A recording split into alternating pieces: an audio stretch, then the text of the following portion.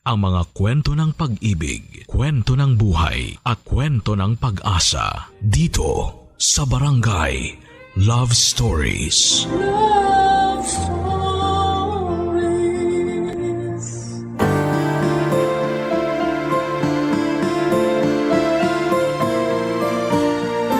Kaya mo bang mapalayo ng matagal na panahon sa iyong pamilya? Alang-alang sa pagkakataong mabigyan sila ng magandang buhay. Ilang taon ang kaya mong isakripisyo para sa kanila? Dear Papa Dudut, itago niyo na lamang po ako sa pangalang Mateo. Kaunti na lang ay malapit na akong maging senior citizen. Dapat ay malakas pa ako at puno ng sigla. Pero meron akong mabigat na pinagdaraanan ngayon at tiyakong hindi lamang ako ang may ganitong karanasan. Dati po akong seaman papadudot, dekada 90 noong una akong sumampa sa barko. Meron na kaming 2 anak noon ng asawa kong si Teresa. Mahirap kasi ang buhay namin noon at hindi sapat. Ang kinikita ko bilang isang mekaniko. Kaya gumawa ako ng paraan para makasampa ng barko kahit mababa lamang ang posisyon. Kaya lang papadudot, napakahirap pala ng buhay ng isang manlalayag. Mahirap ang mapalayo sa aking mag-iina. Ako pa naman yung tipong hindi mapalagay kapag malayo sa akin ang asawa ko. Lalo na at siya lamang ang kasakasama ng aming mga anak. Kaya naman isang desisyon ang agad kong pinagpaalam sa aking asawang si Teresa papadudot.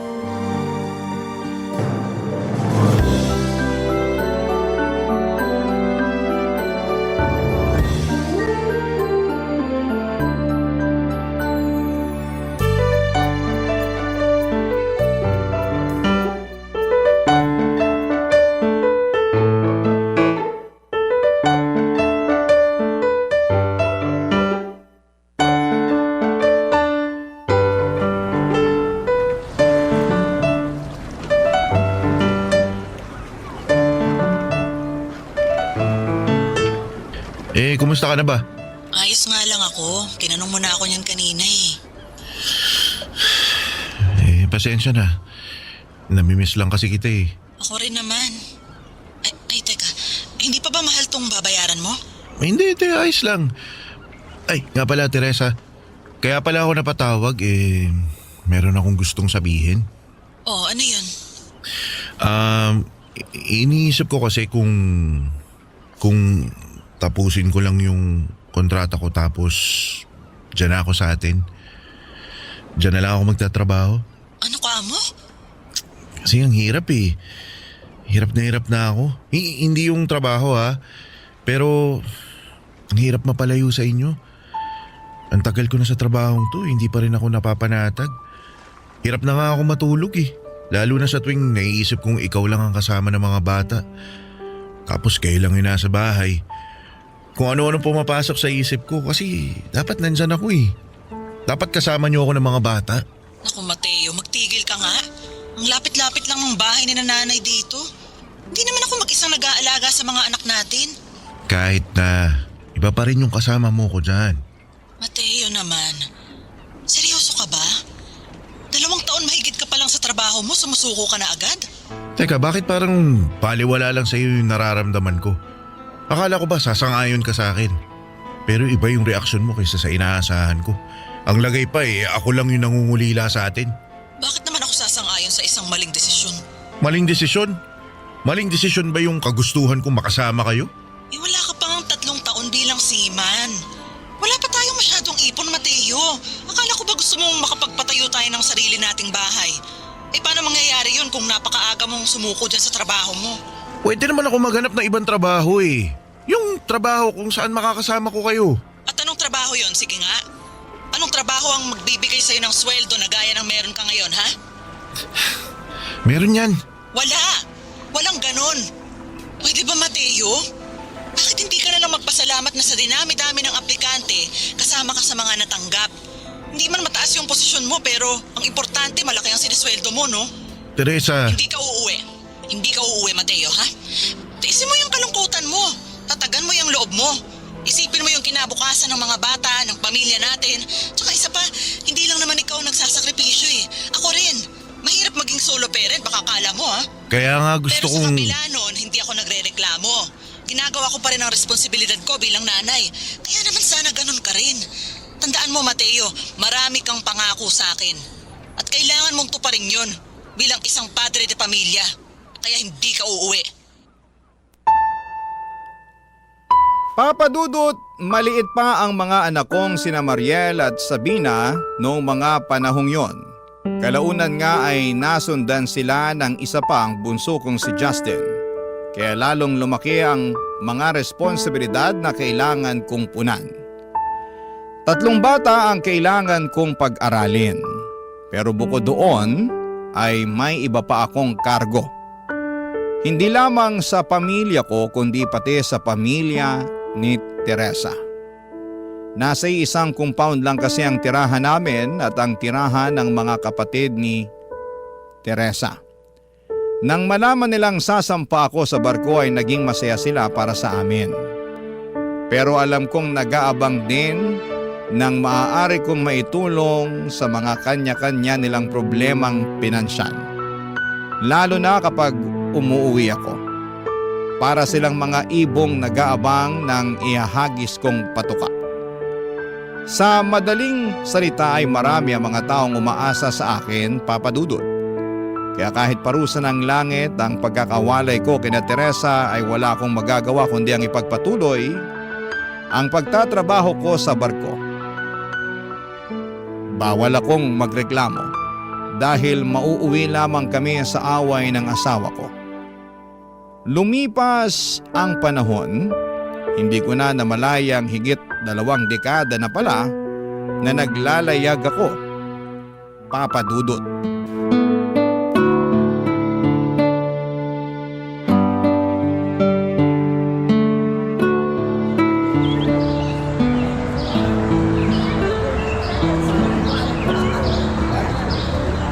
Pambihira naman itong lugar na ito eh. Kita mo parang ang mamahal. Maghanap na lang tayo ng grocery tas magluto tayo sa barko. Ano ba naman? Ang ganda-ganda dito tapos gusto mong bumalik agad sa barko? Ayoko uy. Tara na, puntahan na natin sina Efren. Mukhang mapapagastos pa tayo eh. Marami naman tayo eh. Kasama ni Efren sina Oka at saka si Luis. Sigurado namang may mga alipores pa silang kasama. Tsaka, magsaya na tayo ngayon. Kasi mamaya daw, merong mga sasampa.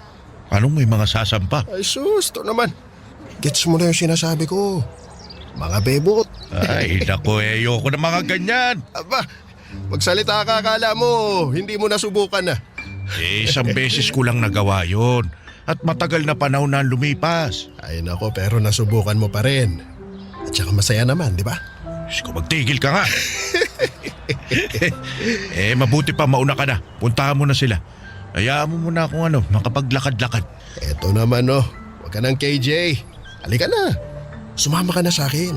Ayoko nga. Sige na. Hayaan mo na ako. Magsaya na kayo. Halika na kasi. Gastos lang yung gagawin nyo eh. Minsan lang to. Kahit pa minsan. Kung ubusan naman ng pera, ayoko. Halika na. Halika na. Ayoko nga sabi. Wag mo na akong pilitin, Joel. Kayo na lang. Ano yan? Anong nangyari sa'yo? Teka lumabo bigla yung mata ko. Nahihilo ka ba? Anong nararamdaman mo? Sandali nga tumabi muna tayo. Sige, tara. Doon tayo sa gilid. Alalayan na kita. Ayos lang ako. Hoy! Mateo! Kumapit ka sa akin. Kapit ka. Halik! Balik tayo sa barko. Halika! Dali! Halika!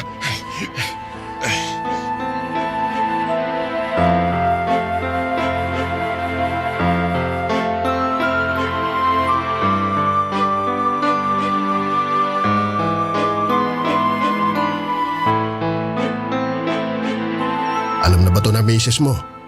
Alam ba niya na sinabihan kang hindi na pwedeng magpatuloy dito dahil dyan sa sakit mo sa puso? Hindi pa Pambihira, kailan mo balak sabihin? Sa susunod na linggo ka na uuwi, di ba? Pagdaog natin ang Hong Kong, lilipad ka na pauwi ng Pinas. Dapat sabihan mo na asawa mo. Ewan ko ba? Hindi ko alam kung sasabihin ko pa ba o susurpresahin ko na lang. Sabihin mo, Mateo. Para malaman nila na may sakit ka at maalagaan ka nilang mabuti. Tsaka alam mo, ano rin yan yung... ano ba tawag doon? Yung blessing in disguise. Yan. Ano ka ba paano naman naging blessing ang pagkakaroon ng sakit? Ganito yan, pre. Ibig sabihin lang nun, umuwi ka na raw sa inyo. Masyado ka nang matagal na nagtatrabaho. Oras naman daw para makasama mo yung pamilya mo. At ma-enjoy mo naman yung mga pinaghirapan mo, May ipon ka naman, pehado. Oo, pero Joel, may 3 taon pa yung loan namin sa bangko Nagpagawa kami ng bahay, di ba? Damay pati yung mga kapatid ni Teresa. Hindi kakasya yung ipon ko para bayaran yung mga yun. Teka, matatanda ng mga anak mo. May mga trabaho na rin. Pasalo mo na sa kanila. Hindi naman pwede yung ganun, Joel. Para 3 taon lang Siyempre may mga sarili silang gusto sa buhay. Hindi ko pwedeng ipatong bigla sa kanila yung responsibilidad sa... Sa pagbabayad ng bahay na sila naman ang nakatira. Responsibilidad ko na yon bilang ama. Na may sakit at posibleng mamatay kapag hindi nagamot. Ayoko maging pabigat, Joel. Ay nako, masuunahin mo pa bang isipin ang abalang ibibigay mo sa mga anak mo? Katunayan, hindi nga pagiging pabigat ang matatawag sa gagawin mo Dahil tatay ka nila. Hindi ba, Matik? Dapat tulungan ka nila. Sa lagay, sila lang makikinabang sa'yo. Ikaw, hindi ka pwedeng makinabang sa kanila. Bawi-bawi din, Mateo. Magkaiba tayo ng pananaw sa buhay at sa pamilya, Joel. Pero iisa lang ang katotohanan, Mateo. Tatay ka at mga anak mo sila. Pamilya kayo. Sino-sino ba dapat ang nagtutulungan? Hindi ba dapat kayo rin? Papadudot, base sa ginawang pagsusuri sa akin ay may mga ugat daw sa puso ko ang hindi na gumagana ng maayos. Madadaan pa naman sa gamot pero darating ang panahong kailangan ko ring magpa-opera ng puso. Sa madaling salita ay hindi na ako fit to work base na rin sa batayan ng kumpanya. Kinabukasan ay saka ako nagkaroon ng lakas para tawagan si Teresa. At hindi ko po inaasahan ang naging reaksyon niya. Nag-alala naman siya sa kalagayan ng aking kalusugan. Pero mas nabahala siya sa maaaring mawala sa amin kapag tumigil ako sa pagtatrabaho. Nang mga panahong yon kasi, Papadudot, ay may 3 taon pa ang loan namin sa bangko para sa pinatayo naming bahay. Kaunting gapang na lang sana ay makakaraos na po kami. Bagkos ay nagpapagawa rin ng bahay ang mga kapatid ni Teresa at sa akin sila madalas kumukuha ng mga panggastos. Kaya naman, Papadudot, hindi ako natakot sa maaaring mangyari sa akin. Mas natakot ako sa maaaring madismaya dahil hindi ko na sila mapagsisilbihan gaya ng dati. Barangay Love Stories. Barangay Love Stories. Papadudot, October 2023 nang umuwi ako sa Pilipinas. Aminin ko na takot akong makita ang pamilya ko. Kasi sa totoo lang ay hindi ko masyadong kilala ang pag-uugali ng mga anak ko. Hindi ko alam kung paano sila pakikitunguhan ng maayos. Lalo na ngayong permanente na nila akong makakasama sa bahay. Dati kasi halos 1 buwan lang akong nagbabakasyon at halos 1 buwan lang dahil agad akong pinababalik ni Teresa sa trabaho. At tama nga ang aking hinala, hindi naging mainit ang pagtanggap sa akin ng pamilya ko. Maliban kay Justin, walang bahid ng excitement ang pagsalubong nila sa akin. Isang tanong, isang sagot lang ang mga anak kong sina Mariel at Sabina. Kaya nga unang araw ko pa lamang sa Pinas ay parang gusto ko na lamang bumalik sa paglalayag, Papa Dudut.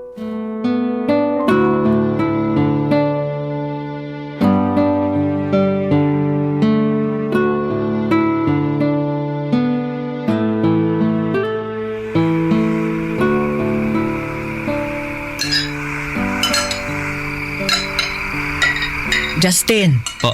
kumain ka pa. Ang dami pang ulam. Opo, sige po. Ate, paabot ng pansit. Ay, teka.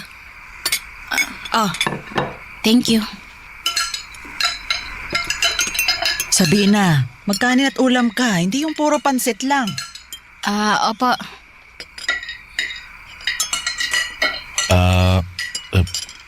Kumusta mga trabaho nyo? Mariel, Sabina. Ayos naman po. Ayos lang din, Tay.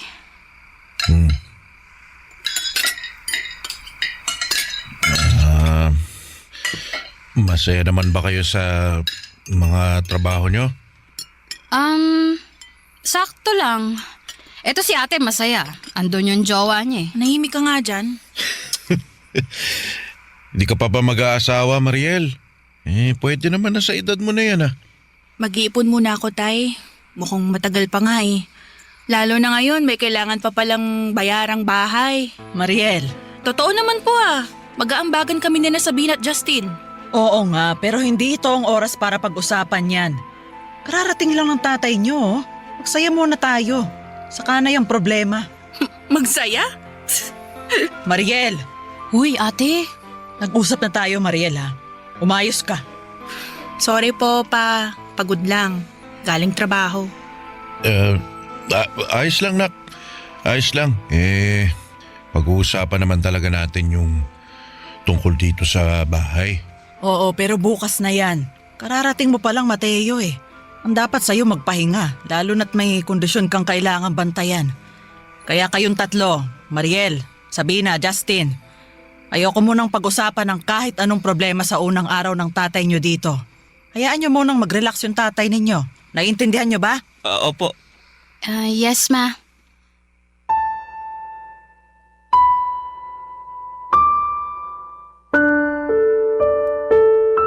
Papa Dudut, mga matatanda na ang mga anak ko.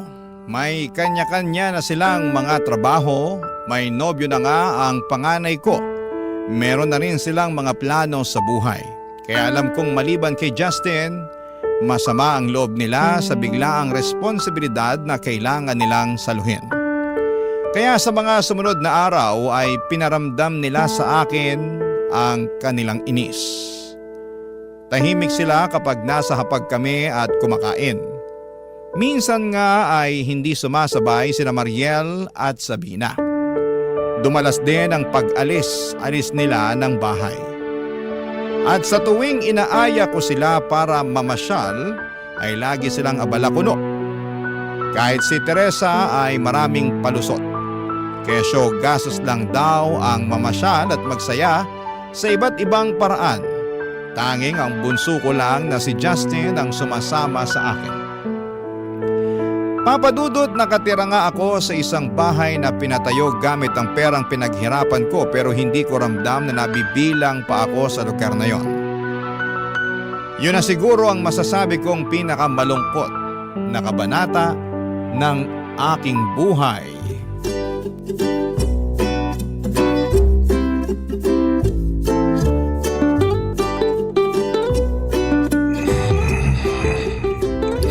Oy, Justina, nakarami ka na. Ako naman. Tapos po ako na. Sinong may request dyan? Bakit ba ang ingay-ingay? Manahimik ka nga. Di ka naman Kita na nagpapahinga yung tao eh. Oy, Justin, paabot na Sino ba yung mga yon? Bakit ang ingay-ingay nila? everyone. Sandali nga. Is dedicated sa mga minahal. Pero konti lang. Ginawa, pero hindi inasama. Puro ako ng leksyon tong mga ulupong na to. Hoy! Hoy! Tay? Bakit ang ingay-ingay nyo? Kita nang natutulog ako eh. Nagawa nyo pa talaga mag-videoke this oras na ng gabi. Tay? Wala na kayong pakundangan. Mga walang galang. Hindi nyo na inisip na may tao nagpapahinga. Mga makasarili. Tay, tayo minahon kayo. Paano ako iinahon eh? Sumusobra na kayo. Nananadya ata kayo eh. Kala nyo hindi ko kayo napapansin? Kung ano ginagawa nyo para lang itaboy ako? Bakit? Gusto nyo ba umalis na lang ako sa pamamahay na to? Ha? Tay, ano po bang sinasabi nyo? Eh, wag mo akong hawakan! Tay! Lana, nababaliw na. Ano sabi mo? Ano mo ikaw, Mariel? Namumuro ka na sa akin, ha? Oh, ano ginagawa ko sa'yo? Alam ko may galit ka sa akin. Bakit? Dahil sinalo nyo ang pagbabayad nitong bahay? Kaya ano? Pasimple nyo akong ginagantihan? Iniinis nyo ako? Nababaliw ka na! Ano sinabi mo? Tay! Ay, anong nangyayari dito, ha? Bakit kayo nag-aaway? Nay, si tatay nagbabaliw-baliwan na naman. Mateo, ano bang nangyayari, ha? Nagtanong ka pa kasama ka rin nila. Ano? Anong kasama? Yung mga walang yamong anak. Nagbibidyoke pagkalakas-lakas. Nananadya yata dahil alam nagpapahinga ako. Ano ka mo? Bidyoke? Oo, pati yan si Sabina. Naku, makatili sa mikropono eh. Tay, huminahon na po kayo. Tigilan mo nga kakasabi sa akin yung minahon. Justin, ikuha mo ng tubig ang tatay mo, dali. Opo. Mateo, umupo ka muna, ha? Huminga ka ng maayos. Bang, Kailangan mong huminahon. pagsabihan mo yung mga anak mo, ha? Mateo, hindi nag-iingay ang mga bata. Tingnan mo ang paligid mo. Nasaan ang video kung sinasabi mo, ha? Nagbibidyoke nga. Yang si Sabina pa yung naabutan ko may hawak ng mikropono eh. Mateo, wala si Sabina dito. Nasa trabaho pa siya. Ano nasa trabaho eh? Narinig Tingnan ko. mo nga. Tumingin ka sa paligid mo. Nasaan si Sabina? Wala. Wala. Wala rin yung videoking sinasabi mo.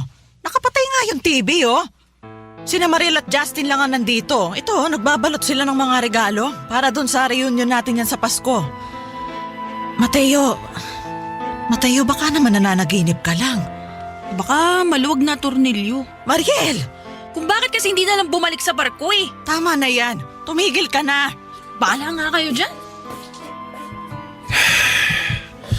Tay, dami po ng tubig. Uminom ka ng tubig para kumalma ka. Justin, umuha ka ng bipo. Tain mo. Opo. Pero, Nay, tingin ko, kailangan yung patingin ni tatay. O sige, kunin mo muna yung pinapakuha ko. Sige po. Mateo, uminom ka ng tubig. Ayoko. Mateo, saan ka pupunta? Mateo! Lubayan mo ako. Mateo, ano ba? Gusto ko mapag-isa.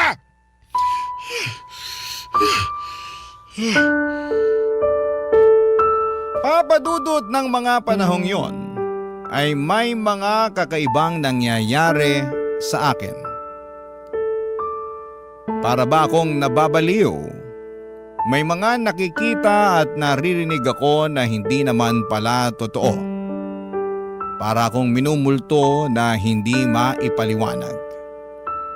Sa isip ko noon ay maaaring dala ito ng matinding stress dahil sa mga pinagdadaanan ko. Minsan naman ay hindi ko makontrol ang emosyon ko. Kapag naiinis ako ay nauuwi yon sa matinding galit. Nagiging paladabog ako at minsan ay bigla na lamang akong magtataas ng boses. At namamalayan ko na lamang ang mga nagawa ko kapag tapos na. Dahilan para lalong lumayo ang loob sa akin nila Mariel at Sabina. At syempre kampi sa kanila ang kanilang ina. Papadudot, hindi ko alam kung paano kami umabot ng pamilya ko sa ganong sitwasyon. Akala ko ay naging mabuting tatay ako sa kanila bilang naibigay ko naman sa kanila ang mga pangangailangan nila. Pero ngayon, nawala na akong ambag ay tila nalimutan na nila ang mga naging sakripisyo ko para sa kanila. Sa loob ng mahabang panahon, papadudot. Barangay Love Stories. Barangay Love Stories. Papadudot, pagsapit ng Disyembre, nagkaroon na naman ng kaunting pagbabago.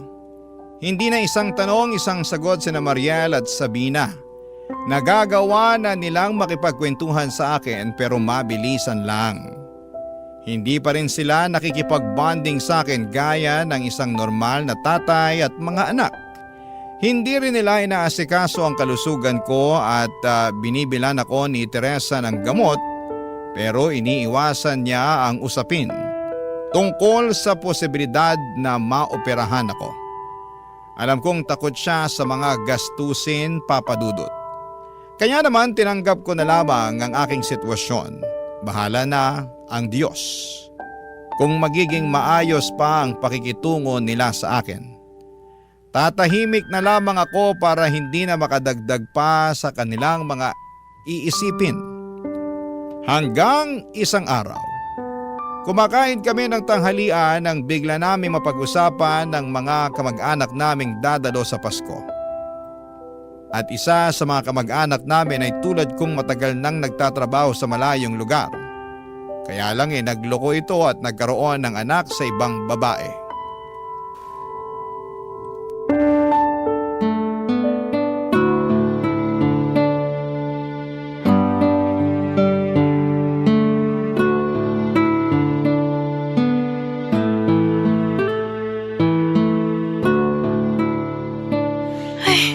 Kaya nga, ayoko ng mga long distance na mga ganyan eh. Meron at meron talagang maglolo ko. Dami ng ganyan. Tapos ang idadahilan, kalungkutan, na parang kala mo, absuelto na siya pag yun ang ginamit na palusot mong abnormal. Buti na lang si tatay matino. Di natin sure. Oh my God!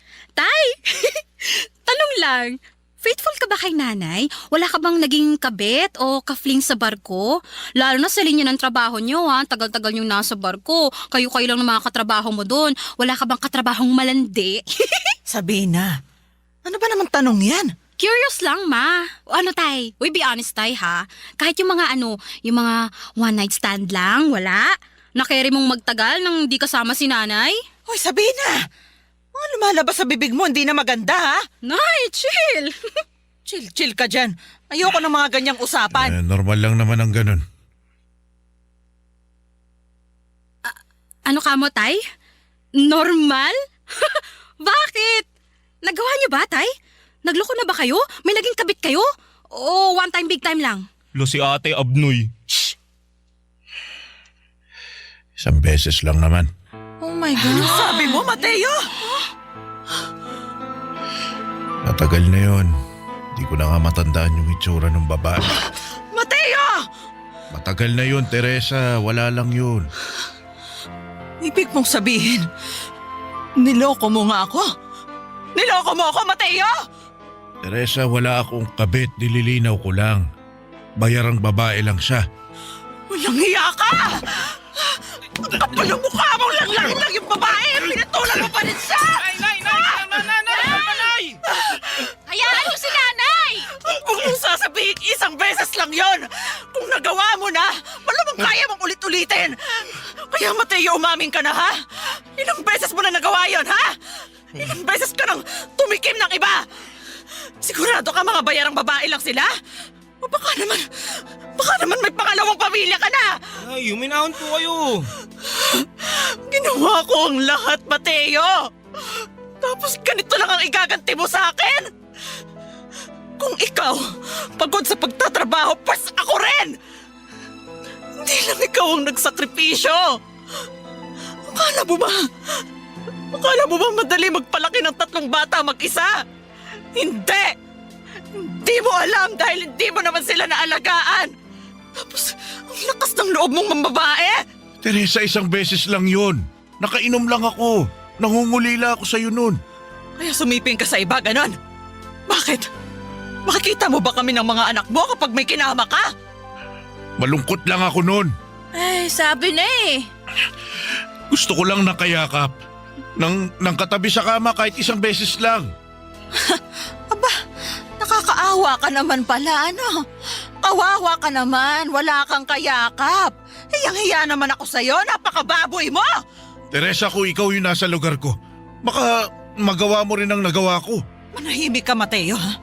Hindi ako tulad mo. Dahil kung ako nasa lugar mo, uuwi ako sa pamilya ko kaysa maghanap ako ng iba. At saka... Aba, yun na nga yung gusto kong gawin eh. Pero ikaw tong may ayaw. Ayaw mo akong pauwiin eh.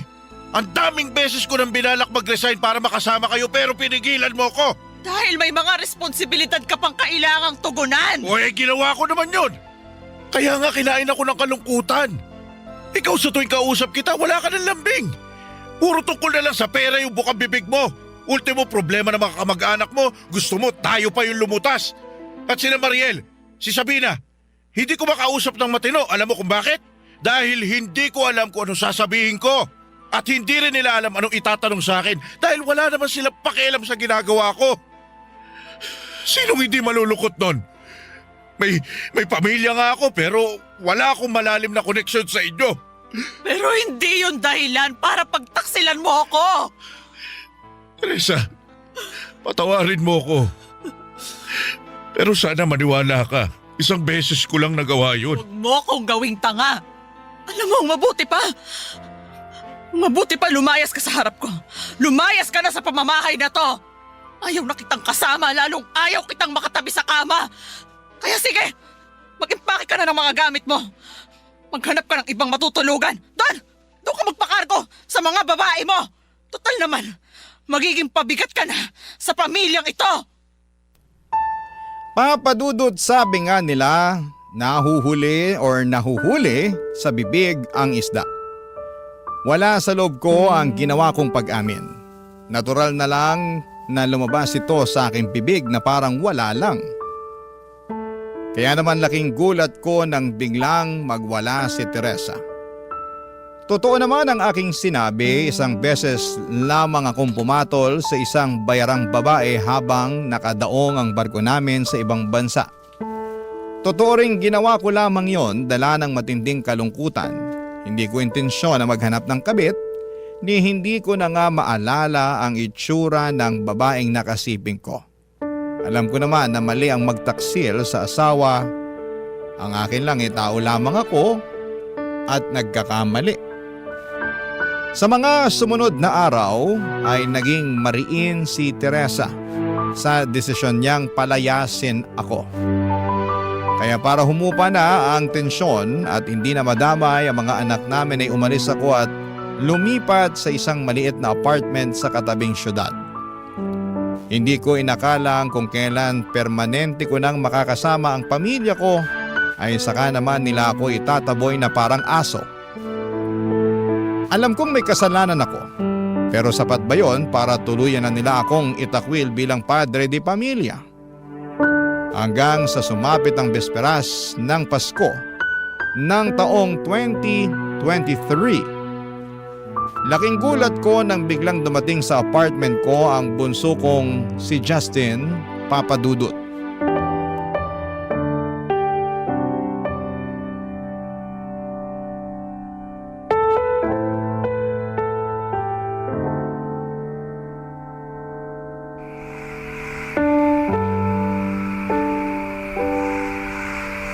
Nga pala, may dala akong pagkain tayo. Mga handa sa bahay. Pang Noche Buena natin mamaya. May pansit, barbecue, inihaw na manok, tsaka buko pandan. Buti, di natapon. May kare-kare pa sana kaso naubusan na ako ng ganitong lalagyanan eh. Tsaka di ako makadekwat, nakabantay si Chang Loring. Kala mo mauubusan. Teka, dito ka ba mag-Noche Buena? Opo. Paano yung nanay mo? Madami naman sila dun eh. Kayo wala kayong kasama. Kaya dito na lang ako. Sandali, ano yung dala mo? Bakit may maleta ka? Ito. Mga damit ko, tay. Tsaka ilang gamit. Mga damit? Bakit ka may dalang mga damit? Kasi plano kong dumito muna ako eh. Anong ibig mo sabihin? Ditira muna ako dito. Dito sa apartment mo. Naku, baka magalit yung nanay mo. Tapos na. Nagalit na. Nabatukan pa nga ako eh. Pero wala naman siya magagawa. Bakit dito ka titira, anak? Para makasama ko kayo, tay. Para maalagaan ko kayo. Di lang ako ngayong Pasko nandito, tay. Hanggang bagong taon pa. Actually, hanggang Pasko pa sa susunod na taon. At yung susunod pa. Teka, nagugutom ka na ba, tay? Gusto mo kain na tayo? Para inom-inom na lang mamaya ang ating gabi. Sandali lang, Justin ha. Oh?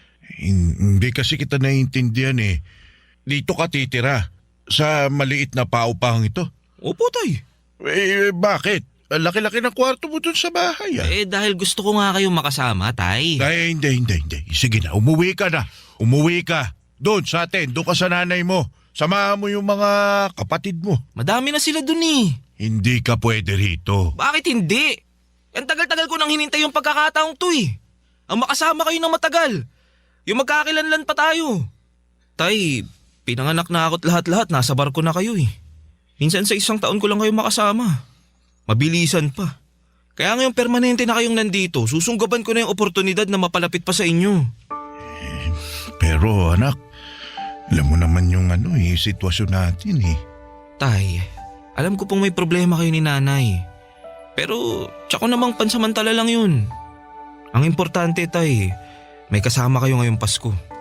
Kung hindi pa kaya ni nanay at ni na ate patawarin kayo, pues iba ako. Kasi parehas lang tayo, tay. Parehas lang tayo nangungulila. Ikaw sa pamilya mo. Ako naman sa tatay ko.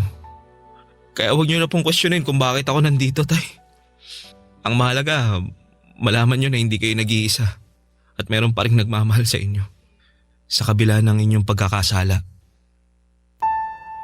Papa Dudut, abot langit talaga ang tuwa ko nang makita ko si Justin. Mangiyak-ngiyak ako sa sobrang saya.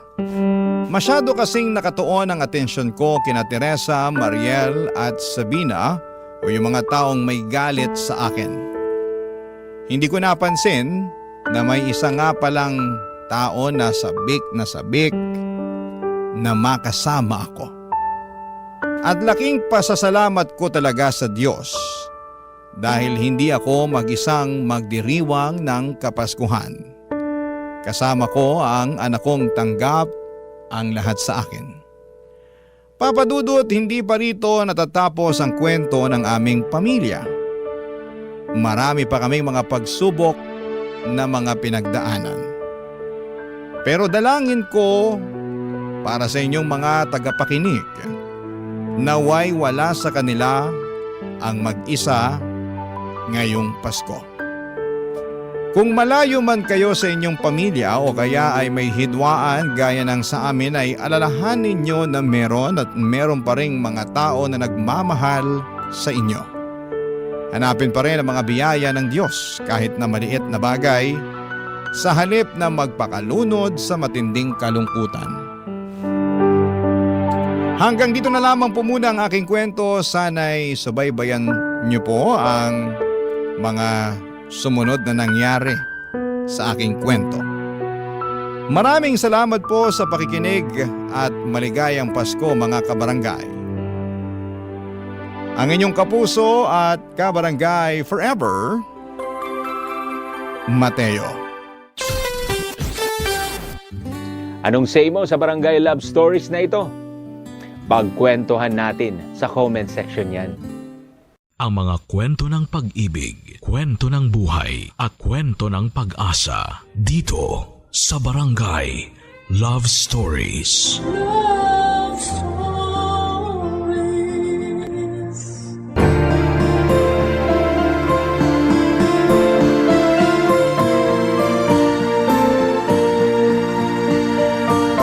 Walang ibang hinangad ang isang magulang kung hindi ang kabutihan para sa kanyang anak. At palagi niyang inuuna ang kapakanan nito kesa sa kanyang sarili. Ikaw kabarangay, ano ang gagawin mo kapag nalaman mong niloloko lang pala ng taong mahal niya ang pinakamamahal at pinakaiingatan mong anak? Dear Papa Dudut, itago niyo na lamang po ako sa pangalang LC. 47 years old, may nag-iisang anak at retired teacher mula sa isang public school. Masasabi ko na ang buhay may asawa at pagiging isang ina ang pinakamasayang bahagi ng buhay ko noon. Mabuting lalaki kasi ang ibinigay ng Diyos bilang kabiyak ng buhay ko na si Ed. Nakilala ko siya noon dahil sa isang kaibigan nang pumunta ako sa bahay nila para makifiesta. Kaagad na gumawa siya ng paraan para makipagkilala sa akin. At aaminin ko na kaagad din akong na-attract sa kanya noon. Inakala ko pa noon na yun na ang huling beses na magkikita at magkakausap kami. Pero hindi ko inaasahan na gagawa siyang muli ng paraan para magkalapit kaming dalawa. Pinuntahan niya ako sa school kung saan ako nagtatrabaho. May dala siyang prutas at bulaklak na para sa akin. Nang sumunod na araw, Sa bahay naman siya dumalaw na may dalaring pagkain. Hanggang sa nanligaw na nga siya at hindi siya nabigo na tuluyang makuha ang pag-ibig ko. Nang magpakasal kami at magsama sa isang bahay bilang mag-asawa, doon ko na na-realize na hindi ako nagkamali ng lalaki na piniling mahalin. Dahil wala siyang ibang ginawa kung hindi ang iparamdam sa akin kung gaano ako kaswerte na siya ang napangasawa ko. Naging mapagmahal at responsable siyang asawa sa akin at tatay sa anak namin. Pero ang masayang pagsasama namin ay hindi pala talaga panghabang buhay. 3 taon pa lang ang anak naming si Dennis nang tuluyan akong iwan ni Ed nang namatay siya ng dahil sa cardiac arrest, Papa Dudut.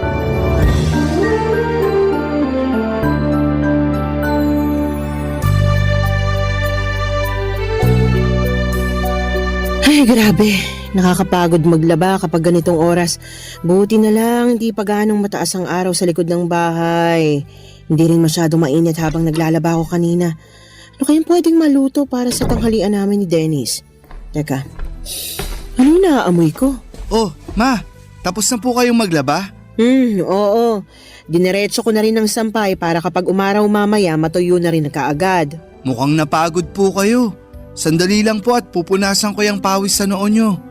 Eto po, malinis tong tuwalya na hawak ko. Pupunasan ko lang po ang noo nyo. Masyado po yata kayong madaming nilaban. Hindi naman masyadong marami yon kasi nakapaglaban na rin ako nung nakaraang araw lang. Sabi ko naman kasi sa inyo, bumili na tayo ng washing machine para hindi na kayo napapagod sa paglalaba. Washing machine? Sus, makakasira lang ng mga damit natin yun. Pwede naman po na kahit mga pambahay na lang ang i-washing machine nyo. Tapos yung iba, kahit i-handwash nyo na lang kung gusto nyo po. Iha-handwash ko na lang para sigurado ako na malinis ang pagkakalaba ko sa lahat ng mga damit natin. Hindi pa masisira ang mga tela nun, lalo na yung mga pang-alis mo na damit. Akin na nga yung tuwalya at ako na rin magpupunas sa pawis ko. Balikan mo na yung niluluto mo at baka masunog pa yun. Ay, sige po Ma. Papatayin ko na rin yung apoy sa kalan. Kasi luto na rin naman po yung karne ng manok doon. Maupo na rin po kayo kasi nakapaghain na rin po ako ng para sa tanghalian natin. Sige, at medyo gutom na rin ako. Ano palang niluto mo na ulam? Ang paborito nyo pong binakol, Ma. Ay, kaya naman pala amoy pa lang. Mukhang napakasarap na ng niluto mo kasi paborito ko. Sana nga po magustuhan nyo. Alam nyo naman po na hindi talaga ako madalas magluto. Nagulat nga ako nang may maamoy akong ulam mula sa kusina. Yung pala nagluluto ka na ng pananghalian natin. Nung makita ko kasi po kayong naglalaba kanina, naghanap na po ako ng pwedeng iluto sa ref natin. Sakto naman po ang mga ingredients na nakita ko para sa binakol na manok. Sana talaga pumasa sa inyo ang lasa ng niluto ko na yan. Eto, titikman ko na nang malaman natin kung lasang binakol ba yung niluto mo o baka mamaya lasang afritada o adobong manok pala ito. Ma, wala naman pong sarsaya na kagaya ng sa adobo o apritadang manok. Biro lang naman. Eto, titikman ko na talaga, ha? Masarap tong sinigang na manok mo, ha? Ma, binakol po yan at hindi sinigang. Pero seryoso na anak, masarap tong niluto mong binakol na manok. Talaga po, Ma? Walang halong biro? Walang halong biro.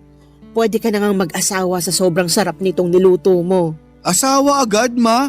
Hindi ba pwedeng girlfriend muna? Bakit, meron na ba? Nako, mukhang meron na nga. Kung meron man, ipapakilala ko po kaagad sa inyo. Saka, wag po kayong mag-alala. Hindi ko naman po pinapabayaan ang pag-aaral ko. Alam ko naman yon. Napakatalino mo kaya. Siyempre, kanino pa ba naman ako magmamana kung hindi sa paboritong mama ko? Para namang may iba ka pang mama, ha? Kumain na nga tayo habang mainit pa tong masarap na binakol na niluto mo. Papa Dudut, simple lang naman ang naging buhay ng pamilya namin noong nabubuhay pa ang asawa ko. Sa construction site, nagtatrabaho si Ed bilang foreman at ako naman ay nagpatuloy sa pagtuturo ko sa school. Nang ipinagbuntis ko si Dennis, naging masela ng kalagayan ko.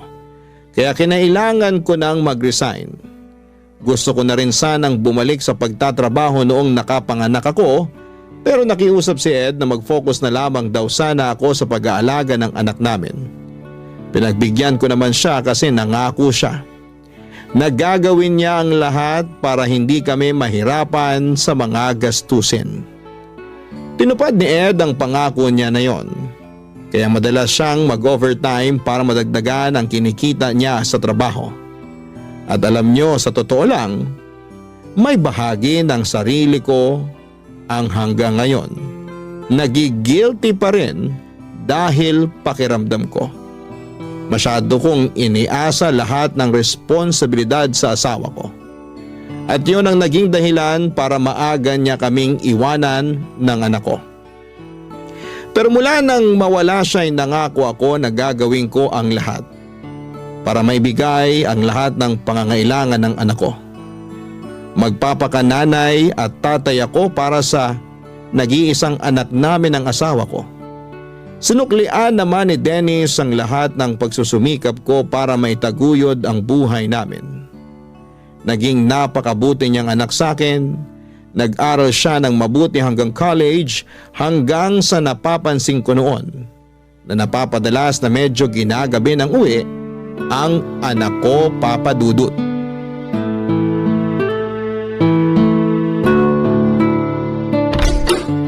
Mukhang hindi pa nakakauwi si Dennis dito sa bahay ah. Mabuksan na nga ang ilaw dito sa sala at nang makaupo muna ako sa sofa.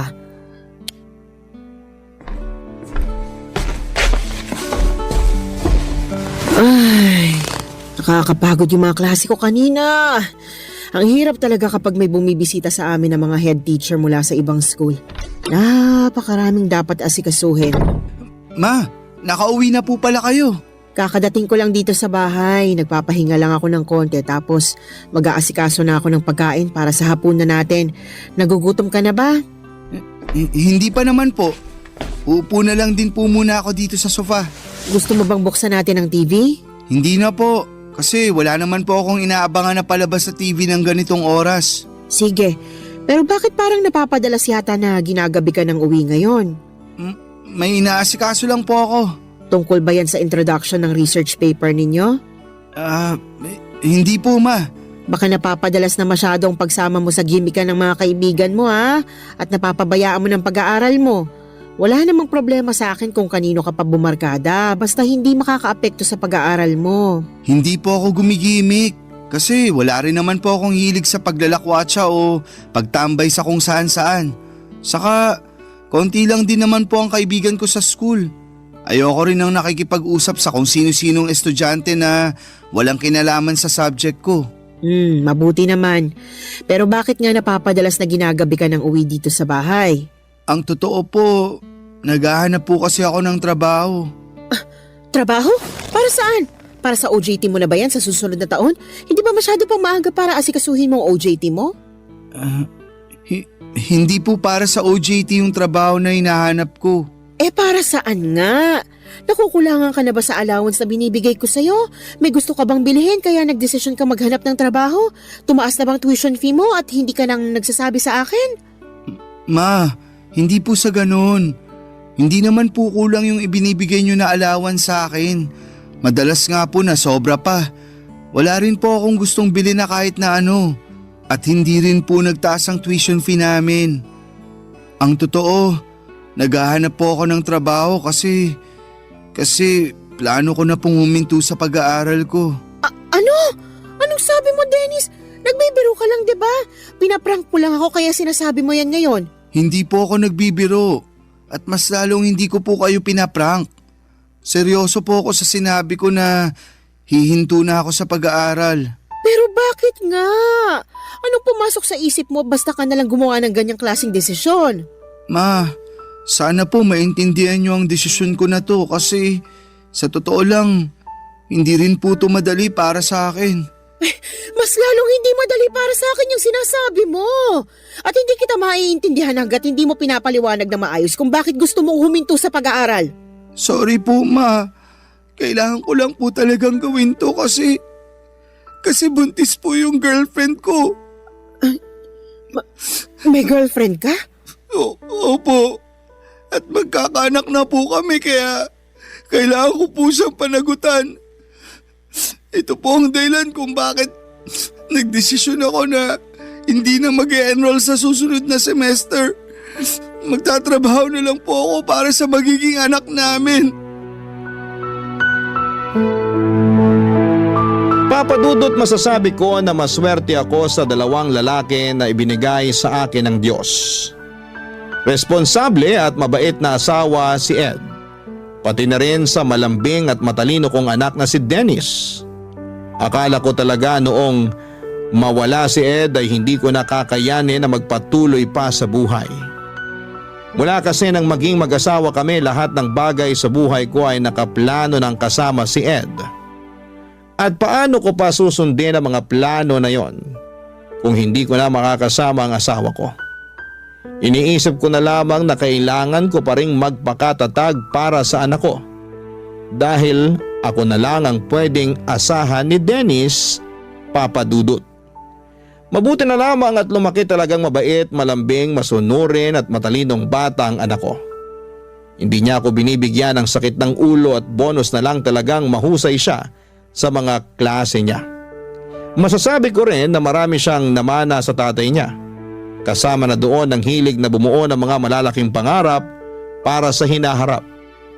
Pareho din sila ni Ed na pangarap na mabigyan ako ng malaki at maayos na bahay. Ang sabi ko naman, masaya na ako sa simpleng buhay na meron ako basta kasama ang anak ko. Ang hindi ko inaasahan noon, yung malaking pagbabago na mangyayari dahil sa pagpasok ng bagong tao sa buhay namin, Papa Dudut. Barangay Love Stories. Barangay Love Stories. Papa Dudut, sa totoo lang, gusto kong magalit nang sabihin sa akin ni Dennis na nakabuntis siya ng babaeng hindi ko pa nakikilala. Hindi ako nagagalit kasi masisira o magbabago lahat ng mga plano at pangarap ni Dennis para sa akin. Yung inis at sama ng loob na nararamdaman ko ay para sa anak ko. Kasi bukod sa mga pangarap niya para sa akin ay meron din siyang sariling pangarap na alam kong magugulo ng dahil sa mga nangyari. Ang kinakasama pa ng loob ko noon ay yung desisyon niya na huminto sa pag-aaral. 1.5 taon na lang kasi at makakagraduate na dapat siya sa college. Kaya lang ay hindi ko na siya napilit pa na ituloy ang pag-aaral niya. Kahit sinabi ko na handa akong tulungan siya sa lahat ng gastusin sa college at sa magiging anak niya, ayaw niya raw kasi na ipasa sa akin ang responsibilidad dahil sa pagkakamaling nagawa niya. Sinabi ko naman sa kanya na hindi isang pagkakamali ang makabuntis ng babae. Sadyang naging mapusok lamang sila at hindi nakalimutan na maging responsable sa mga desisyon na ginagawa nila noon, Papa Dudut.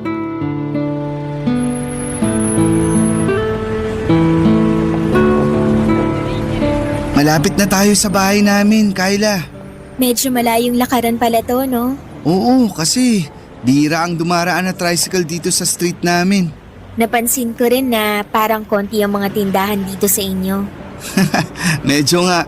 Pero wag kang mag-alala kasi may sari-sari store na katabi mismo ng bahay namin. Ayun, sakto. Alam mo naman na mahilig akong bumili ng mga kutkuti na pagkain. Mas okay talaga na may malapit na tindahan sa atin. Pero sa totoo lang, kinakabahan na ako. Kasi baka hindi ako magustuhan ng mama mo. Sobrang bait ng mama ko. Kaya sigurado ako na magugustuhan ka niya at magkakasundo kayong dalawa. Nandito na tayo sa bahay namin. Pagpasensya mo na lang kasi simple lang tong bahay namin. Uy, ang ganda kaya ng bahay niyo, Dennis. May gate pa bago yung mismong pinto ng bahay. Ang ganda pa ng mga halaman dito sa garden niyo. Naku, alagang-alaga ni mama yung mga halaman na yan. Pasok na tayo sa loob. Kasi sigurado akong excited na rin si mama na makilala ka.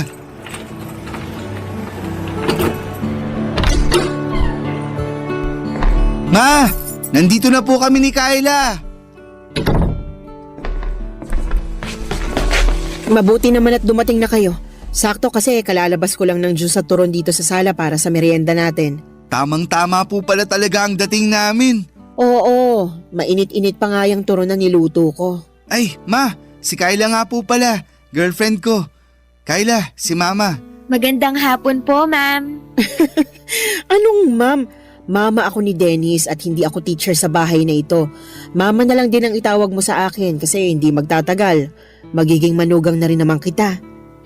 Sige po, ma. Sabi sa'yo, mabait si Mama. At maganda pa, parang ikaw. Oo nga. Maganda talaga ang mama mo, lalo na sa personal. Magaling ka talaga pumili ng girlfriend na ipapakilala sa akin, Dennis. Maupo na muna kayo sa sofa nang makapagmerienda na tayo.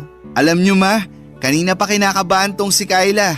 Kasi ang sabi niya, baka taray-tarayin nyo raw siya. Uy, wala akong sinabing baka tarayan ako ng mama mo, Dennis. Pero totoo namang kinakabahan ka kanina, di ba? Kahit naman hanggang ngayon, kinakabahan pa rin ako.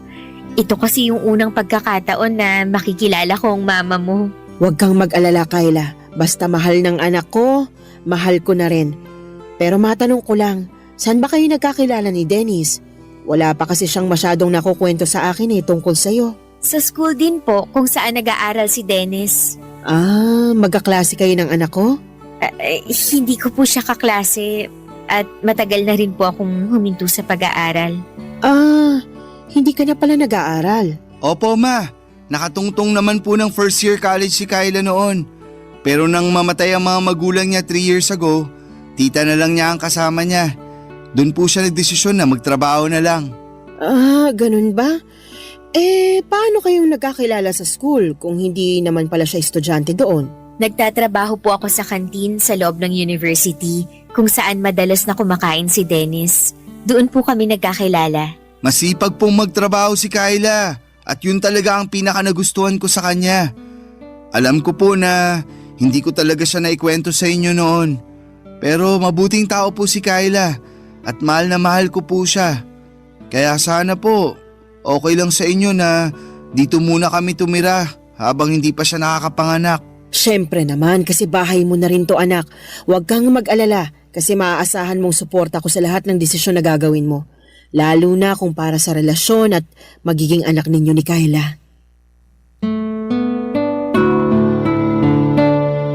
Papa Dudut, wala talaga akong alam na kahit na ano tungkol kay Kyla. Ni hindi ko alam na may girlfriend na pala ang anak ko. Ang akala ko noon ay nakafocus siya sa pag-aaral niya, yun pala ay may ibang tao na siyang binibigyan ng atensyon, Papa Dudut. Pero noong araw na nakilala ko naman si Kyla, ang naisip ko kaagad ay makakasundo ko siya dahil mukha siyang mabait na babae. Nalaman ko rin noon na halos 3 taon na pala ang tanda niya kay Dennis. Medyo halata nga yun nang unang beses ko siyang makita sa personal. Naisip ko pa nga na baka may ibang anak na siya dahil medyo malaki rin talaga ang katawan niya. Kahit 2 buwan pa lamang siyang buntis. Pasimple ko yon at tinanong kay Dennis sa paraan na hindi ko siya ma-offend. At sinabi naman niya na wala pang ibang anak si Kyla at sadyang may kalakihan lang din ang katawan nito, Papa Dudut.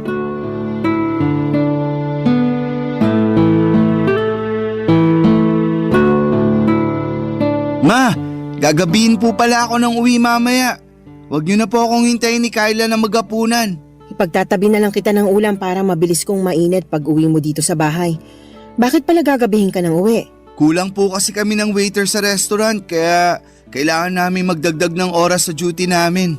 Naku, sayang naman kasi balak ko pa namang magluto ng paborito mong igado na ulam para sa hapunan. Talaga? Ipagluluto mo ako ng paborito ko? Oo, kaya nga plano kong sumama mamalengke mamaya kay mama eh. Pwede mo pa rin namang iluto yung paborito ko, Kyla. Hindi na nga lang tayo sabay na makakapaghapunan kasi ayoko mapuyat ka sa paghihintay sa akin. O sige, pero siguraduhin mo na kakainin mo yung iluluto kong ulam ha? Kahit sunog pa yung luto mo, kakainin at uubusin ko lahat yan. Grabe ka naman. Hindi pa naman ako nakapagluto ng sunog na ulam nung nagtatrabaho pa ako sa kantin. Joke lang naman yun. Ikaw naman akala ko naman nakatikim ka na ng sunog na luto ng girlfriend mo. Naku ma, masarap po magluto si Kyla. Ay talaga? Opo, kasi minsan binibigyan niya pa ako ng pagkain na niluto niya sa bahay nila kapag wala siyang pasok sa kantin. Malapit lang din po kasi yung bahay ng tita ko sa university kung saan nag-aaral dati si Dennis. Kapag wala po akong trabaho, dumadaan po siya doon para saglit na dalawin ako o makipagkwentuhan sa akin. At kapag aalis na po ako, palagi na po siyang may pabaon na pagkain sa akin. Kaya pala may mga oras noon na maaga kang umaalis ng bahay natin. Akala ko may inaasikaso ka lang na para sa mga klase mo eh. Opo ma, pero never ko naman pong pinabayaan ang pag-aaral ko kahit nanliligaw pa lang ako noon kay Kyla. At kahit po boyfriend ko na si Dennis, palagi ko rin pong pinapaalala sa kanya na mag-focus sa pag-aaral niya. May isang beses lang po talaga na naging mapusok kami. Sorry po ma. Nako, huwag nyo nang isipin yon kasi hindi na natin mababago yung mga nagawa nyo noon at yung mga nangyari noon. Mas mahalaga ngayon na mag-focus tayo sa present, lalo na sa future na para sa baby ninyo. Tama po kayo. Kaya magsisipag talaga ako sa trabaho para sa pamilya na to. Teka, kailangan ko na nga rin po palang umalis kasi baka malate pa ako. O sige, mag-iingat ka anak. Opo ma, lalabas na rin po ako ng bahay. Bye po. Bye Kyla. Bye, mag-iingat ka.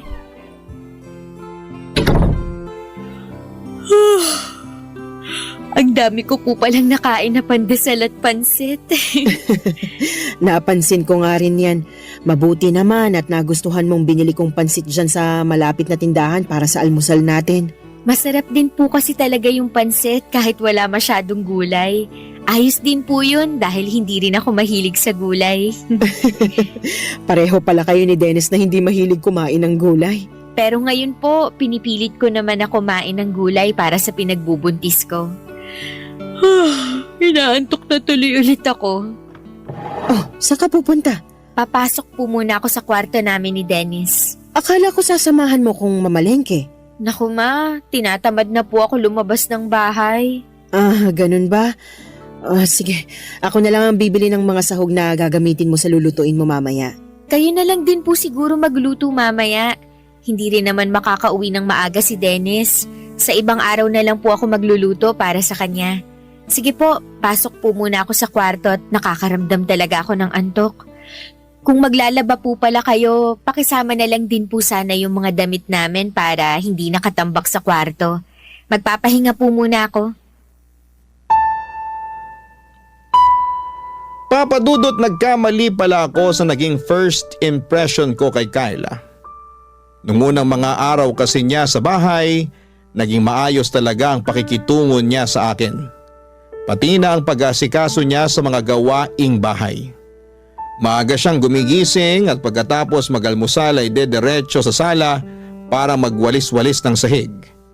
Kasunod ang pagpupuna sa mga bintana, nagluluto rin siya ng para sa hapunan namin at siya ang nag-aasikaso ng pinagkainan namin sa almusal.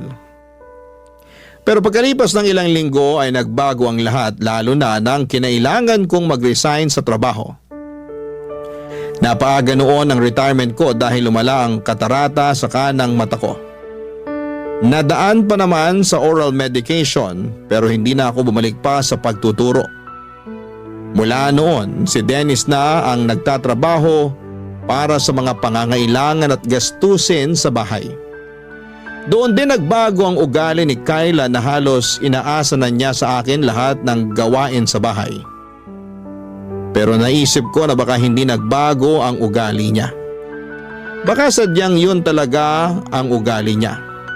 Nagpapanggap at nagpapakitang tao lamang siya sa umpisa. Pilit ko na lamang siyang pinakisamahan noon dahil ayoko nang bigyan pa ng problema ang anak ko na alam kong palaging pagod galing sa trabaho niya, Papa Dudut. Barangay Love Stories. Barangay Love Stories. Papa Dudut, sa isang restaurant nagtatrabaho noon si Dennis. Dahil sa mga gamot na kailangan ko, mga vitamins ni Kyla at iba pang gastusin sa bahay, madalas na nag-o-overtime sa trabaho ang anak ko. Ayaw niya kasi nang nagigipit kami sa pera o panggastos sa bahay.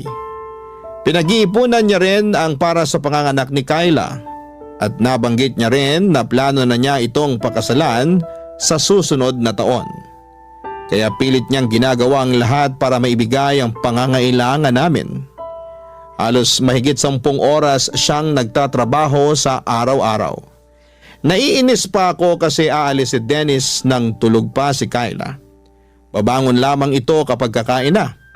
Magbabanyo o manonood ng TV tapos kapag uuwi na si Dennis, madalas natulog na ulit ito. Mabuti sana talaga kung may iba itong ginawa na medyo nakakapagod sa buong maghapon. Oo, buntis siya pero hindi ibig sabihin noon na hindi na siya pwedeng tumulong sa mga gawaing bahay. Hindi rin naman masela ng kalagayan niya kaya walang dahilan para maghapon lang siya na nakahiga sa kama o manood ng TV. Pero hinayaan ko lamang siya at walang kahit na anong narinig mula sa akin. Ang sabi ko baka kapag nanganak na si Kyla ay mas magiging maayos ang ugali niya. Pero naging malala ang lahat lalo na nang makunan si Kyla. Pagkalipas lamang ng ilang buwan, naging maayos na ang kalagayan nito pero mas naging tamad sa mga gawaing bahay, Papa Dudut.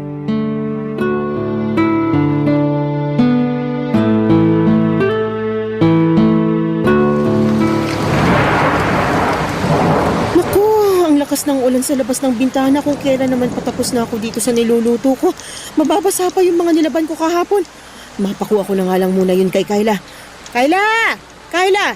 Pakisilong muna nga muna yung sinampay sa labas bago pa tuluyang mabasa ng ulan.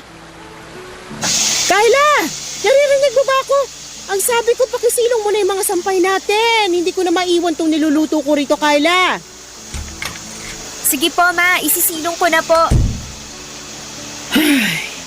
Mabuti naman at lumabas na rin siya ng kwarto. Buong araw na lang siyang nakakulong doon at hindi man lang magwalis sa sala. Lahat na lang ng kailangang asikasuhin dito sa bahay, ako nang gumagawa.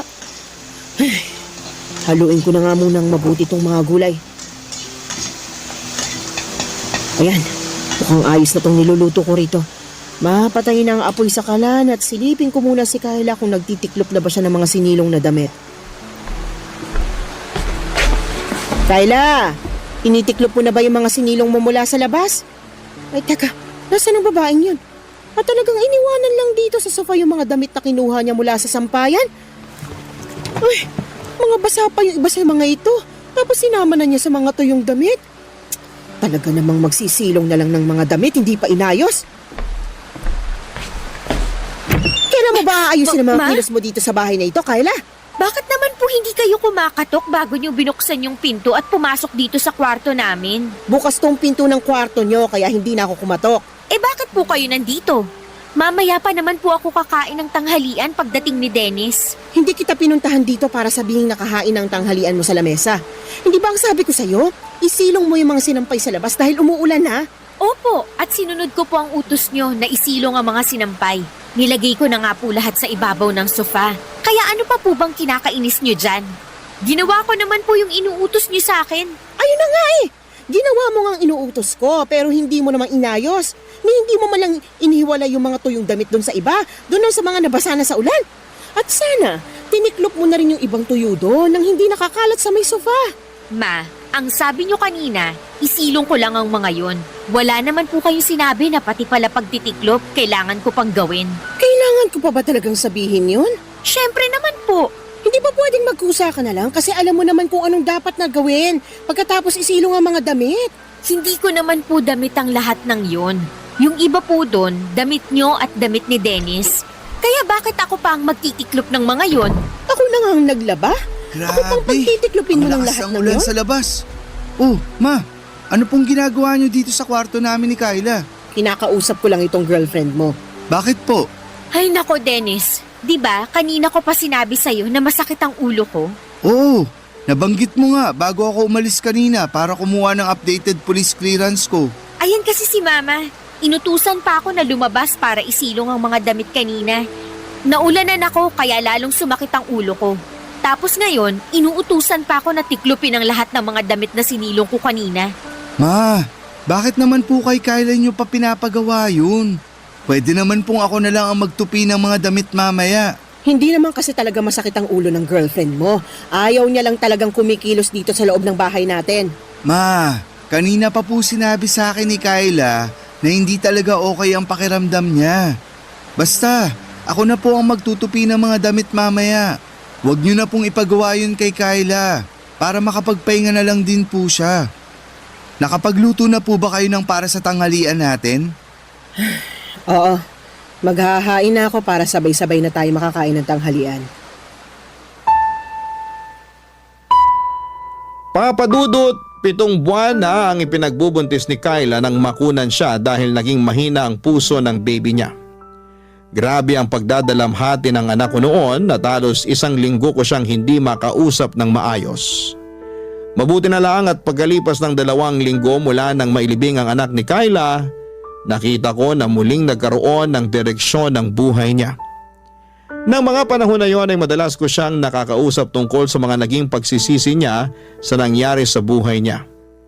Sinabi ko na may malaking dahilan kung bakit nawala ng maaga ang anak niya. Parang yun nangyari sa akin noong maaga rin akong nabiyuda. Isa sa mga dahilan yon para mas lalo kaming maging matatag at sinabi ni Dennis na magfo-focus na lamang daw siya sa amin ni Kyla. At sa plano niya na pakasalan nito sa susunod na taon, kung ano ang pagsusumikap na ginagawa ni Dennis sa buhay ay kabaliktaran naman ang ginagawa ni Kyla sa bahay namin. Lumala ang pagiging tamad niya sa bahay at may mga oras na kapag nakikisuyo ako na tulungan niya ako sa ibang gawain, kagaya ng pagwawalis sa sala o pagluluto, palagi niya akong sinisigawan at sinasabi niya na abala ako sa pagsa-cellphone niya. At nang minsang magkasagutan pa kami ni Dennis, nang dahil sa kanya ay gusto ko talagang magalit sa anak ko dahil mas kinampihan pa nito ang babae na yon kesa sa akin ang nanay niya. Pero pilit ko na lamang na pinalampas ang lahat noon at patuloy na tiniis ang ugali ni Kyla. Pero ang isang bagay na hindi ko talaga natansya noon ay nang makita ko si Kyla na nakikipagharutan sa isang lalaki sa may mismong harapan ng gate ng bahay namin. Tinawag ko siya noon pero hindi niya ako pinansin tapos ay tinarayan pa. Hindi ako nakatiis pa kaya naman nilapitan ko sila, pinalis ko yung lalaki at pilit na pinapasok si Kyla sa loob ng bahay, Papadudot. Bakit niyo naman po binastos yung bisita ko, ma? Binastos? At siya pa talaga yung nabastos? Tama ba yung ginawa niyong paghaharutan sa harap mismo ng bahay ko? Ano pong paghaharutan ang sinasabi niyo? Pinsan ko lang po yung kausap ko kanina sa may gate. Pinsan? Ang sabi mo nung nakaraan, delivery rider yon na naghahatid lang ng mga ino-order mo na kung ano-ano sa online. Oo nga po. Pinsan ko po yung delivery rider na yon. Ano na naman po ba yung iniisip niyo na hindi maganda tungkol sa akin? Hindi ako mag-iisip ng ganito kung wala akong nakikita na masamang ginagawa mo. At kailan pa po naging masama yung pakikipag-usap sa pinsan ko? Huwag mo ang binibilog ang ulo ko. Hindi lang kayo nag-uusap ng lalaki na yon. Nakita ko na hinahawakan niya ang kamay mo at hinalikan ka pa niya sa pisngi mo. Ang laswa niyo naman pong mag-isip, ma. Ang hirap po sa inyo. Lahat na lang ng ginagawa ko dito sa bahay na to, mali sa paningin niyo. Eh kailan ka ba gumawa ng tama? Ultimo pag-aasikaso ng mga kailangan gawin dito sa bahay, hindi mo naman ginagawa ng tama. Magpapalaba ka na nga lang ng mga damit mo, hindi mo pa ilagay sa tamang lalagyan. Pati na nga ang mga pinagkainan mo, basta mo na lang iniiwan sa lababo. Kita niyo na? Napakarami niyo naman pong issue sa akin. Kanina, yung pakikipag-usap ko sa labas ng bahay. Ngayon naman, pati ang bawat kilos ko dito sa loob ng bahay niyo, sinisita niyo na. Alam niyo, mabuti pa, magpahinga na lang ako sa kwarto namin ni Dennis. Sumasakit na naman po kasi ang ulo ko dahil sa ingay niyo. Sandali lang, Kyla. Hindi pa tayo tapos mag-usap. Bitawan niyo nga ang braso ko. Huwag mo kasi akong talikuran dahil nag-uusap pa tayo. Pwede po bang hayaan niyo na lang akong pumasok sa kwarto namin? Tapos ano? Magkukulong ka na naman dyan buong araw? At lalabas ka na lang kapag kakain na? Kung may issue po kayo sa akin, si Dennis na lang po ang kausapin nyo. Papasok na po ako sa kwarto kasi ayoko na po makipagtalo sa inyo. Sabi nang hindi pa tayo tapos ng Nasasaktan usap. na po ako. Bitiwan niyo nga po yung braso ko. Ano pong nangyayari dito? Nasa pinto pa lang ako. Naririnig ko na po ang mga sigawan nyo. Mabuti naman at umuwi ka na. Si mama kasi, kanina pa ako sinisigawan. Tapos ang higpit pa ng hawak niya sa braso ko. Tingnan mo oh. Halos magmarka na ang kamay niya sa balat ko. Ma, bakit nyo naman po sinisigawan at sinasaktan si Kyla? Hindi ko siya sinisigawan at mas lalong hindi ko siya sinasaktan. Gusto ko na kasing magpahinga, pero ayaw niya pa akong papasukin sa kwarto natin. Ano ba talagang nangyayari dito? Yung girlfriend mo kasi, nakita ko nakikipagharutan sa ibang lalaki dyan sa labas ng bahay natin. Doon pa talaga sa may gate natin. Kyla, ano tong sinasabi ni Mama? Hindi naman totoo yon. Hindi totoo? Kahit nakita ko na hinawakan niya ang kamay mo at hinalikan ka niya sa pisngi mo? Pinsan ko nga lang po kasi yon na binibigyan niyo ng mali siya. Kung nabibilog mo ang ulo ng anak ko, huwag mo ko igaya sa kanya. Hindi mo ko maloloko, Kyla. Pwede po bang tigilan niyo na nga po yung kakaisip ng kung ano-ano tungkol sa akin? Alam ko naman kasi talaga na ayaw niyo sa akin kaya gusto niyo akong siraan sa anak niyo. Hindi kita sinisiraan sa kanya. Nagsasabi lang ako ng totoo. Nagsasabi lang din po ako ng totoo. Sadyang marumi lang po ang isip niyo kaya kung ano-ano na lang yung lumalabas sa bibig niyo. At ako pa talaga ngayon ang madumi mag-isip? Sino pa po ba? Kayo lang naman po yung walang tigil sa pagbabantay sa bawat galaw ko dito sa bahay na to. Teka, wag na nga kayong magsigawan ni Mama, Kyla. Hindi naman kasi ako nag-umpisa nito. Yang mama mo. Palibasa, sampid lang ako dito sa bahay kaya ginaganyan niyo na lang ako. Tama na. Huwag ka nang umiyak. Gusto ko lang naman talagang magpahinga muna. Pero ayaw niya akong papasukin sa kwarto natin. Palagi niya na lang binabantayan bawat kilos ko dito. Kulang na nga lang, pati paghinga ko dito sa loob ng bahay na to, bantayan niya. Tama na. Huwag ka nang umiyak. Sige na, pumasok ka na muna sa kwarto natin. Pero Dennis! Ma, mamaya na lang po tayo mag-usap. Gusto ko na lang din po sana munang magpahinga. Papa Dudut, matagal ko nang napapansin ang mga kakaibang kinikilos noon ni Kyla na pinagsasawalang bahala ko lang madalas. Kapag nakalis na si Dennis ng bahay papunta sa trabaho niya, maririnig ko na si Kyla sa loob ng kwarto nila na halos bumubulong na parang may kausap. Minsan nang nasilip ko siya sa loob ng kwarto nila. Nakita ko na may hawak siyang cellphone at nakangiti habang parang kinikilig sa kausap niya. Napapadalas din yung lalaki na kausap niya noon na pumunta sa may gate ng bahay namin. Nung unang nakita ko siya na kausap ni Kyla sa may gate ay nag-usisa ako at sinabi niya na nagdi-deliver lamang daw ito ng item na in-order niya online. Hanggang sa halos araw-araw na silang nagkakausap noon. May mga araw din noon na umalis siya sa bahay kapag nasa trabaho na si Dennis. At ang paalam niya ay pupunta siya sa isang kaibigan. Uuwi siya bago makauwi si Dennis sa bahay. Pero minsan papadudod. Naunang umuwi si Dennis sa kanya at nagtaka ang anak ko kung bakit wala si Kyla sa bahay. Hindi raw ito nagpaalam o nag-text sa kanya na aalis ng bahay. Ang sabi lang ni Kyla nang makauwi siya ay may dinalaw lamang itong kamag-anak kaya ginabi ng uwi. Pero iba na ang pakiramdam ko noon dahil nakita ko na noong magkausap sila ni Dennis. Hindi makatingin ng diretso sa kanya si Kyla. Hanggang sa nakita ko ang paghaharutan ni Kyla sa may gate at paghalikpan ng lalaki sa pisngi nito. Hindi ako pwedeng magkamali sa nakita ko at alam ko na hindi yon kamag-anak ni Kyla. Pero alam nyo yung mas masakit. Yung mas kinampihan at pinaniwalaan siya ng anak ko kesa sa akin.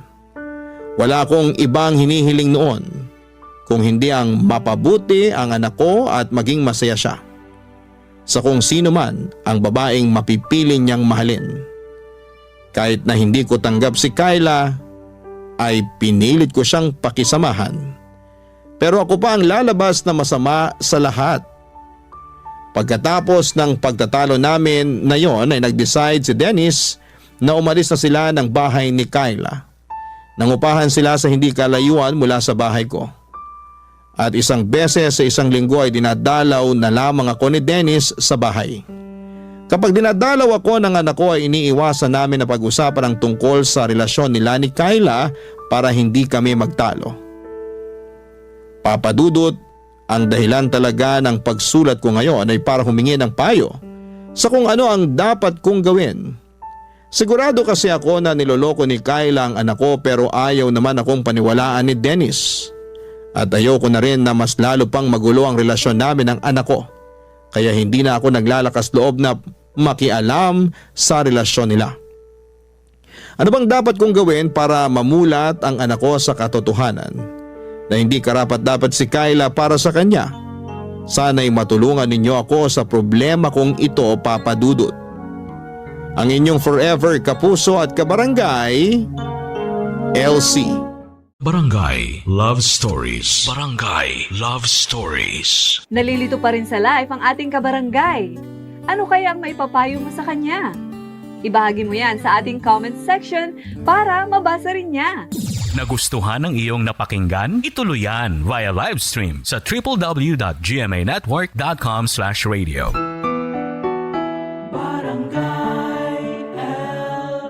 In Mega Manila, 97.1. Forever!